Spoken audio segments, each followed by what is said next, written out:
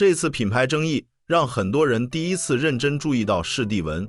飾地紋是中國傳統裝飾裡長期存在的一類紋樣，來源明確，結構穩定，在建築、器物、織物和日常工藝中一直都能見到。它這次重新進入大眾視野，也說明了一個很現實的問題：很多人对傳統紋樣只是看着熟悉，卻說不出名字，也講不清來歷。到了今天，很多傳統形式往往要經過當代品牌的再次呈現，大家才重新注意到它本來的結構和審美價值。飾地紋是模仿飾地的形狀創作出來的紋飾，它通常分成多瓣，每一瓣的主體多呈橢圓形，瓣面比較寬，前部略尖，整體像柿子頂部的蒂，但又不是对自然形態的直接照搬，而是做過裝飾化處理。它常見於剑首、柱形杯的杯角以及圓柱式裝飾品的柱身這類位置。汉代飾地紋的花瓣一般比較寬厚，5瓣和6瓣最常見，4瓣相对少一些。刻畫時往往會用陰線來分出花瓣關係，但線條通常比較淺，不會刻得特別深。不同器物上的飾地紋會隨着空間位置做一些調整，不過基本還是圍繞多瓣、寬厚、前端微尖這些特點展開。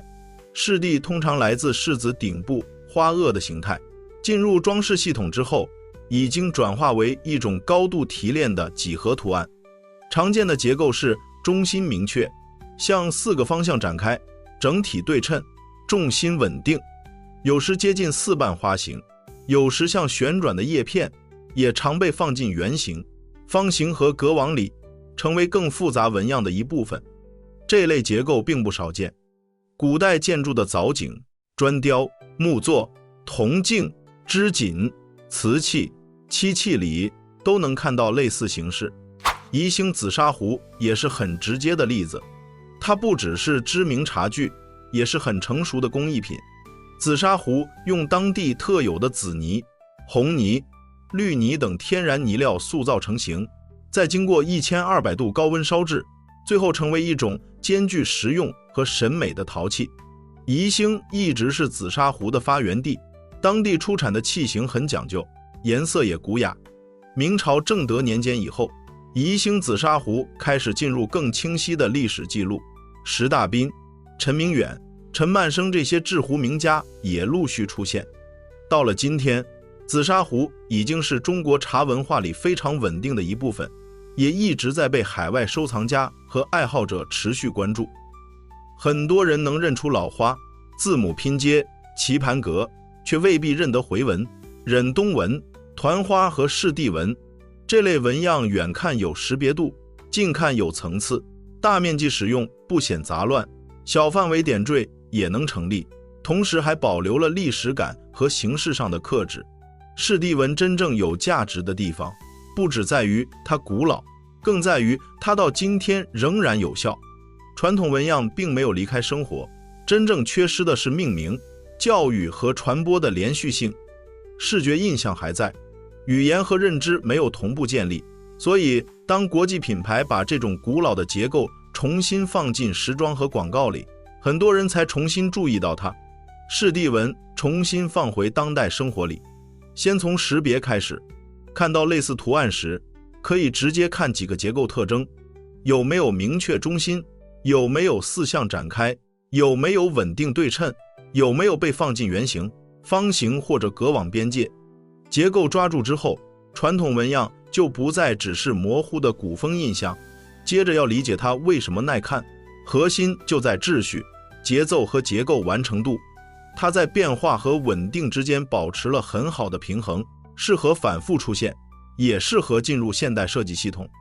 放到今天的產品裡，重點不是把古代圖案原樣貼上去，而是保留核心結構關係，再結合當代材質、工藝、比例和色彩做調整。它可以進入首飾、絲巾、家居布藝、空間隔斷、地磚拼接和品牌視覺系統，也適合做成系列化的服飾配件、文創和包裝語言。